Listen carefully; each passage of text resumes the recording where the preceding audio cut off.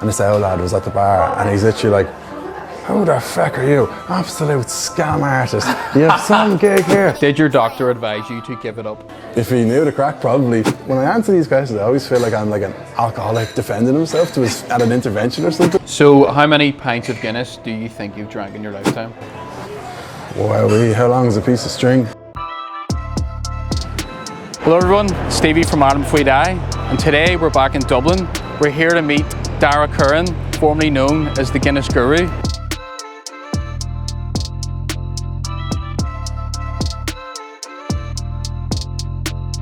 We met Daragh originally here just over a year ago, and he was living the dream.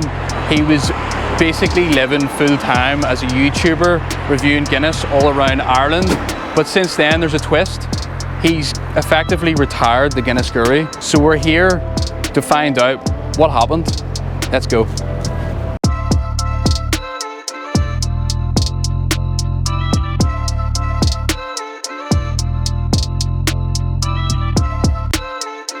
Stevie, what's the crack, buddy? Great to see you. Been too long. Sláinte. Sláinte, Stevie. Good to see you, Daragh. R.I.P. Yeah, R.I.P. We'll have to have a sip first. Yeah, have a sip.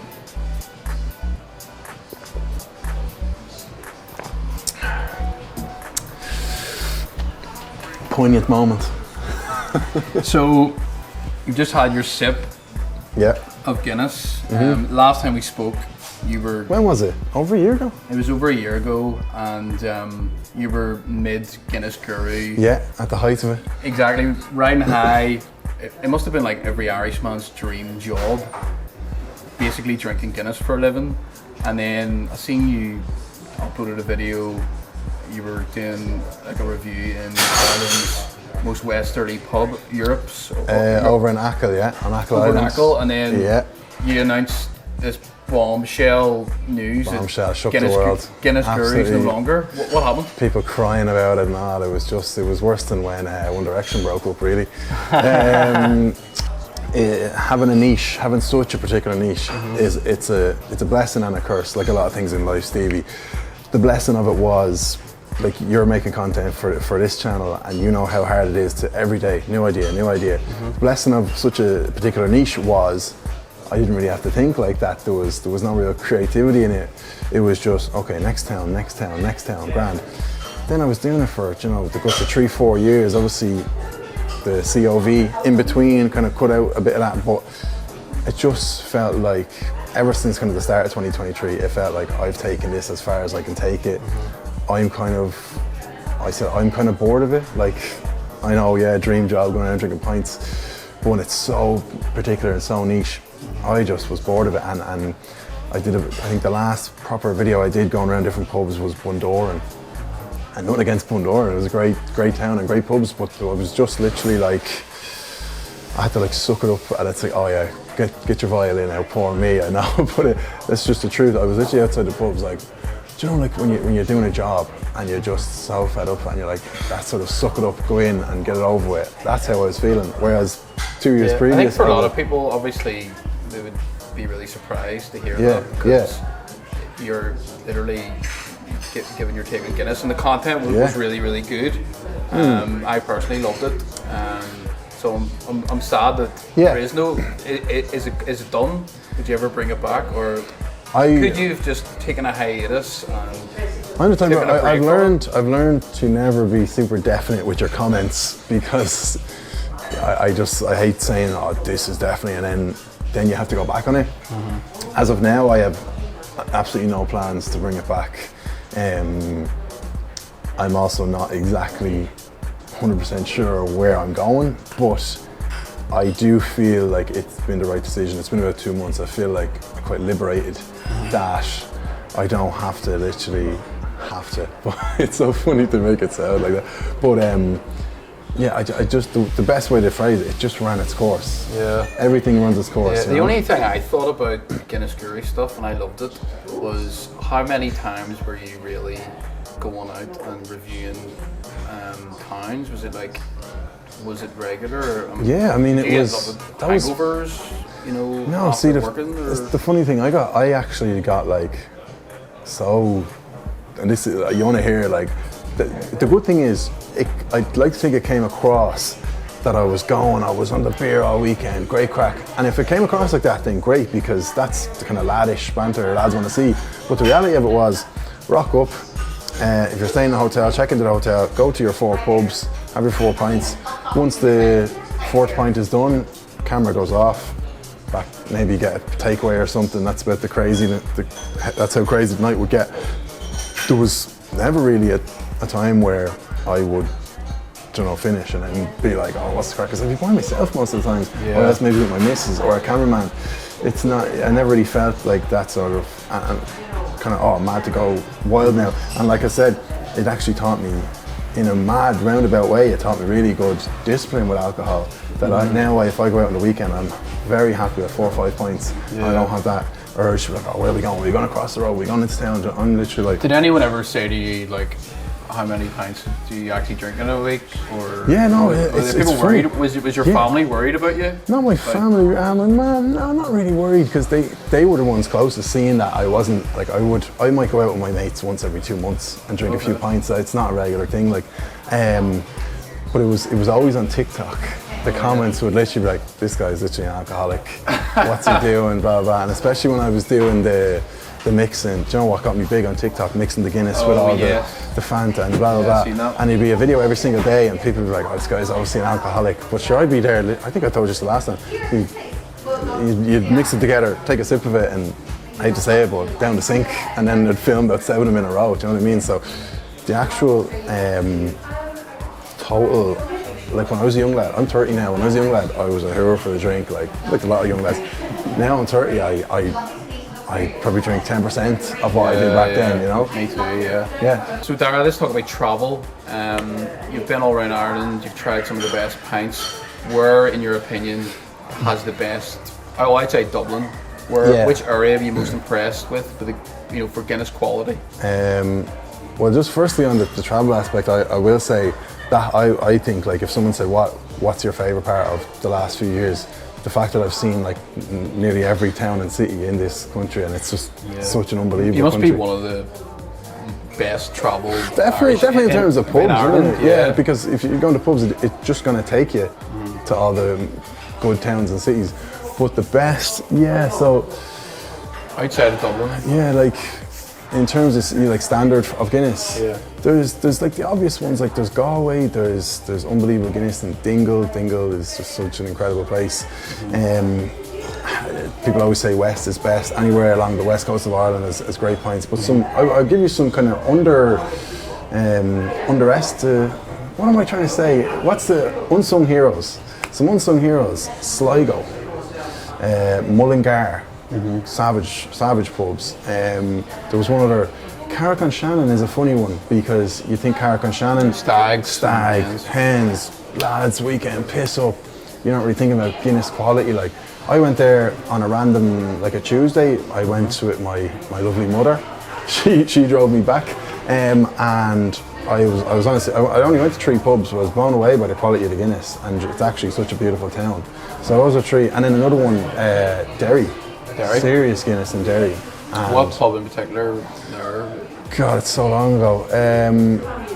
Was it Pater O'Donnell's? Yeah. Pater O'Donnell's. Yeah. And then was there a Park Bar as well? Geez, it's funny when you try to remember the names of the pubs. It's literally like under pressure here. Yeah. Those are some, anywhere along the west, and then those ones I named will definitely be ones that kind of surprise me. So in terms of atmosphere, forget Guinness, which pub stood out for like, that was a class pub, the atmosphere was great in there, or it was a beautiful pub? It's hard to look past anywhere in Dingle. There's something, and it's not like I've discovered this town of Dingle. There's so many people that would say it, but there's just a magic about that, especially if you go down around Christmas time. Beautiful. Do you get the weather? You get the weather, yeah, like, or even if, like, I was there once, I think it was snowing, and like Foxy John's or Curran's, you got Paddy O'Shea's, which is out a bit, so it's a bit of a trek to get to, but it's just stick max. These pubs, you really feel like you've been put back 100 years in time. You go in, there's probably not even any music, no TVs, and it's just, just absolute magic. Yeah, it's hard to describe, you know. Magic. And then let's sort of take the conversation into a more darker area. Let's talk about social media and all that comes with that. Is there any, because everyone, you're a very recognizable person if you follow your page. Did you have any negative encounters with social media or any troll when you're out and about, or was it mostly positive? Never really out and about, thankfully. My problem is as you know, I'm 6'7", so I don't exactly blend in. So I think I've always gotten the attention out and about is grand, to be honest. Is it mostly positive? Yeah. It's always great, and I've always gotten people like staring at me like, Jesus Christ, the size of that fella. So the attention isn't really that kind of hard to adjust to. But now it's kind of like, size of that fella, oh, that's your man who does the pints, you know? Yeah. So, no, in person, like, honestly, I don't think I've had a single bad encounter, really. The odd lad would take the piss and stuff, but I welcome that. Like, taking the piss is absolutely fine, once you're not absolutely slaughtering me, like, so, no, in person is fine, but obviously then online, totally different story. And again, luckily enough, I think, because what I'm doing, it's not like the most controversial thing in the world. It's not like I'm talking politics or far left or far right or any of this. A couple of times during the old COV where you might have said something like maybe standing up for the pubs when there was all these vaccine mandates and all this, and who knows, that seems like a million years away, but if it was like when you give an opinion on something, that's when people will come for you.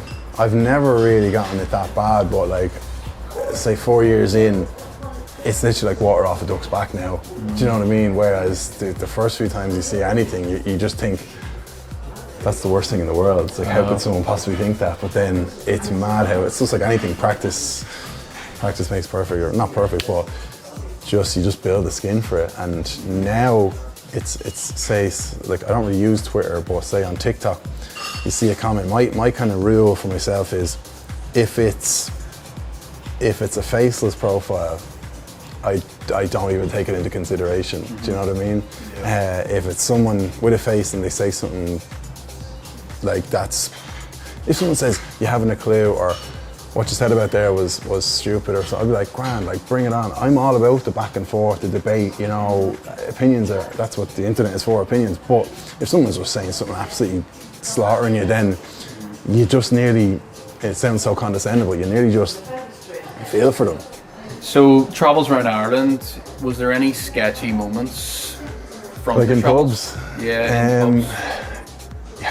Yeah, it's not like I was ever in danger or anything, but there's definitely been a few like hairy moments where I always say, like, when I go into a pub, because remember I said earlier, I'm proud of myself that my face is on the channel. Like, if I say something, I have to kind of stand up to it.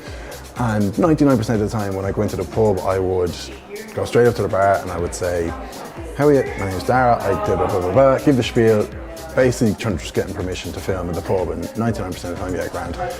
Sometimes you go in and you just get a vibe of like, it's like you've ordered the pint before you even get to ask or something like that. And I remember this time in it was called the Crane Bar. Was it in Galway? We can maybe put it over or something but anyway, this place, the Crane Bar, I went in, it was about 3:minutes. It was just open at 3 o'clock. Small pub, just me and the guy behind the bar. And I don't know why, I just totally chickened out, and I just like, bottled it, and I just kind of said, can I have a pint of Guinness? And he was like, yeah, grand. And I'm sitting there, and I don't know why, I can't even remember back why I just was an absolute pussy about it and couldn't say it to him. I think I was like scared of him to tell him I was reviewing it. And I thought to myself, I'll just go into the corner and I'll be fine. And I had one of the mics like these, and I swear to God, I'll show you the video after, I sat there for about half the pint, just drinking it, just sipping away like that. And I grabbed the mic and I was just like, and I was whispering anything, but because the mic was so close, you could hear me. I was just like, lads, I'm in this pub, I don't do much of a pussy to ask the guy, can I film? So I'm just going to do this. And then there's just moments where it's always our lads. Like our lads are just they're just the best because they just look at you with a camera and they're like, they'll just roll their eyes like, wouldn't happen in my day. Do you know what I mean? Like, just drink your pint. Like, what the feck are you doing? And there was a time this was honestly one of the first ever ones we did back with Cozy when I was just doing like local areas around Meath. And we went to this place. It was done. I remember done shock or middle of nowhere, and we walked in, and the great thing was he has the camera like on from the get-go, and this old lad was at the bar, and he's literally like, who the feck are you? Absolute scam artist. You have some gig here, jeez. And then when we were doing the review, we kept coming up and being like, this is some scam, lads, you've cracked the code, it's some scam. And then that was all well and good. And then camera turns off and he comes up to us and he goes, right, I want to invest in you. So he just totally changed his tune. Like, you must have got a lot of, you know, people saying, are you paid by Guinness or something? Yes. Because obviously you're not, you're reviewing it, but people who don't understand social media. Yeah, at the start, always the old lads, especially behind the bar or in the bar, they just presume it's either Guinness or RTE or something. It's always, so they just presume, you're paid by Guinness, and I'd say, no, it's just for social media, and then, or it's just for YouTube, and then, you know, you can smell the question coming from a mile away is, how would you make money from that? Yeah. And then you'd have to go into all this YouTube AdSense and sponsorship, and they'd flip and be asleep by the time you were finished explaining it to them. So, no, like, never any negative really experiences, but just a few hairy moments with old boys, but they make it a great crack. I must say, it must take a lot of balls to go into a pub and be the Guinness Guru and to be like, I'm making a video and stand there with a camera. And then while they're staring at you, and give the review. I forgot to say. Do you have any bars kicking you out or giving you any abuse? I'm not really a confrontational person. Like, do you know what I mean? Did any of the bars write you any messages or anything? You don't have to name any, but did you get any? There was one or two at the start when I was probably going out guns blazing, giving like 5 out of 10s and stuff, and they probably didn't not really slating them, but and this was back when I would like get the pint, I wouldn't say anything to the barman, I'd go outside, I'd drink the pint outside and say whatever I wanted, and there was a couple of people just locally being like, who's that arsehole? But I think I learned my lesson pretty early to just keep it sort of, not PG like, but I get like my face is on it, so it's not like these anonymous accounts that can just slate a place. Like, so if I say the pint isn't great, I'll always try to sugarcoat it with, the staff is lovely and it's a great establishment and the food looks great. Do you know what I mean? So you try to soften the blow. But what I forgot to say there in terms of hairy moments, sometimes, like, I never would have been able to do it at the start, but sometimes you go into an absolutely packed pub, it's always the tiny little pubs, and there's like there might be one little seat, and like maybe might be someone on the table there and someone on the table there, and they're like, yeah, you can work away. You literally put your little tripod there facing yourself, they're 2 feet away, and you're just talking to the tripod, and no one can see that on the video. That's the problem, but the whole pub is just staring at you, and it all goes quiet, and you're just like, so, and like, that's where, you just grow the balls over a few years, you know? Yeah. So out of all of your achievements with the channel, what would you say is the number one achievement? Like, so the YouTube channel is like 50, 60,000 subscribers, which like isn't, in the grand scheme of things, isn't a massive YouTube channel.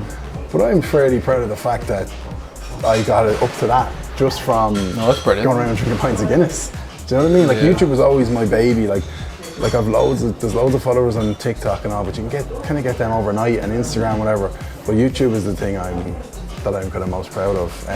Did you not say though, like, you know, me being from Belfast, I've seen Biddle's Bar before you reviewed it, and you gave them a good score, and you know, told everyone how great their Guinness was. And that bar is now packed. I haven't been inside the bar since you gave that review. And you pretty much transformed their business and, you know, the people that work there. So you have changed people's lives. It's a bit of a stretch. I think it's true though. Well, I would say like the videos would have improved their business, but for me it's not like, it's great, but it's not as if these were struggling pubs before, and I said something like, I'd probably be more proud of like lesser known ones that I didn't say was the best in the city, but I might have said was like an 8.5, and they might have, you get the odd message like, oh, we weren't doing too great, and now there's a good flow of people. That'll make you more happy than somewhere like Bittles probably was always busy.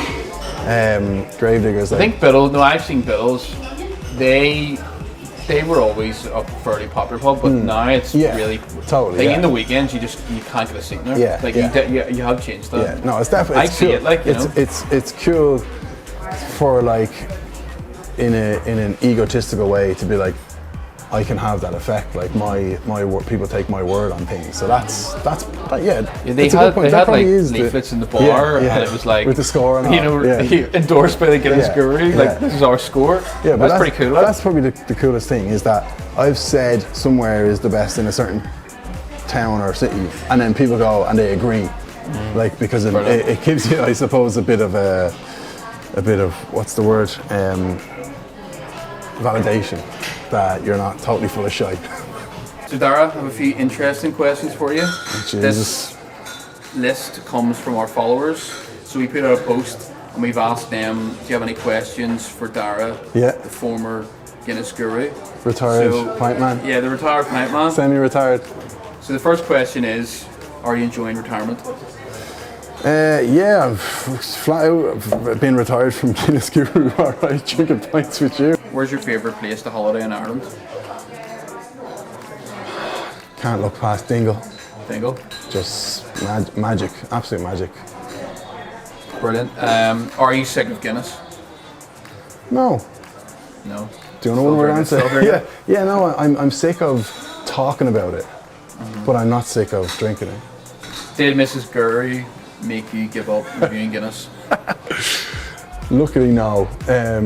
Mrs. Guru is, and I like to think I'm the same, extremely supportive. She's kind of in a similar line of work herself, so like she'd come on trips with me, hold the camera, I'd take pictures for her, do videos for her. So no, that was never an ounce of.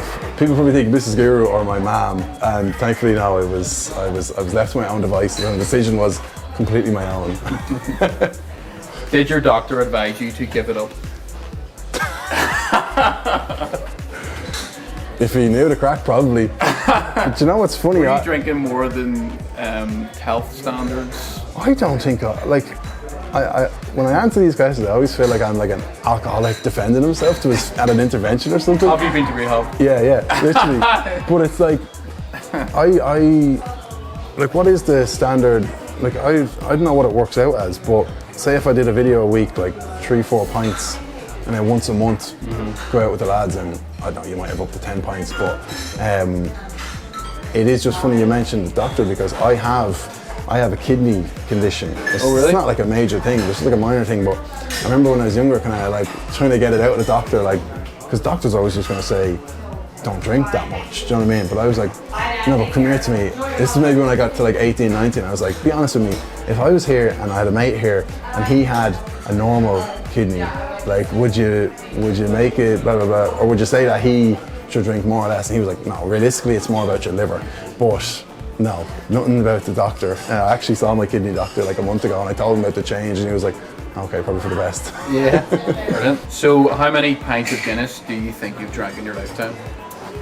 Wow, how long is a piece of string? I probably drank more off camera than, again, sound like an alco. But like when I've been to say, on the channel I've probably been to like about 250 pubs. So it's 250 pints. Now that's probably only a percentage. Like, I mean, when I was, like I said earlier, when I was 20, 21, I was going out Friday, Saturday, Sunday, 10, 12 pints every time. Like, so I'd say most of my lifelong tally was probably set up before I even started the channel, you know. But yeah, I think pub wise it's about 250, and pint wise, Jesus Christ. I mean, what would you guess? I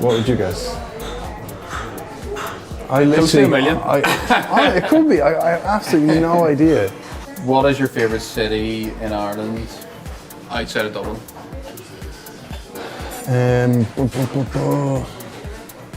Galway's brilliant.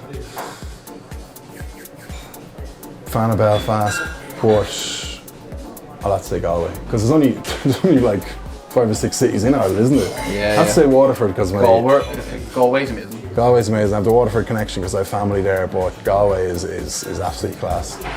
Brilliant. And what's your favourite city outside of Ireland? Guinness related or just in general? Just in general. It's cliche, but I love New York City. Been there a few times, and like my dream was, I feel like maybe there was a correlation. My dream, I always say that on the channel, my dream place to do Guinness Guru, like Best Pint in, was New York, like Manhattan, and I did that in kind of November last year, and I feel like ever since that I was kind of like, I've peaked now, you know, I can wind it in. Other places, like there's a place in Queenstown in New Zealand, I don't know if it's a city or not, but it's absolutely stunning. There's just mountains everywhere. Then I'd have to say maybe somewhere like Hanoi or something in Vietnam. Just different world. So Daragh, what's the plan for the future? That's the $1 million question, Stevie. See, I'm not too kind of nervous and anxious about it, because it's what I've been doing for the last like 7 years, is always trying new things. Like the Guinness Guru was good, it stuck for a few years, but I'm so used to stuff kind of like adapting and improvising and changing and all that sort of stuff. So it's not like I've had this 20-year career and now I'm like, oh my God, what am I doing? I love the idea of like when even this, I love it, the camera's on, that red light is on, go, microphone in your hand, or just transferable skills. Yeah, media, so yeah, media like be a media, yeah, maybe broadcast and presenting. I think I'd love to give maybe radio a crack, and there's loads of different avenues you can go down in that way. I think a big thing I've learned, and I think this is good for the viewers, that like it's not like social media is great and like self-employed, but you do see a lot of people say being self-employed and entrepreneurship isn't for everyone. And I agree so much, because I just want to, I'm like, just send me somewhere, put a mic in my hand, let me interview someone, give me a cameraman. I don't have like I don't have like a money mind. I'm not good at like making money, do you know what I mean? I like to think I'm good at making content. So I think when you're making content and then your first thought has to always be, how are we gonna make money? I think I'm gonna give it a crack of like possibly getting in with a company who you can just purely work on the entertainment side of things. Yeah. So yeah, I know a long answer, but that's sort of where my head's at. But if we could watch this in a year's time, the result could be totally different, you know? Yeah, I'm sure like you'll definitely do really good. Like, you know, you talk for Ireland. Talk for Ireland, yeah. Fucking hell. You have to cut this down. So Daragh, now that we've finished our pints, I just want to say thanks so much for coming out, meeting us, and letting us know what you've been up to and what your plans are for the future. I just want to say I wish you all the best, and I'm sure you'll absolutely smash it. Very much appreciate it, Stevie. Thank you. All the best to you.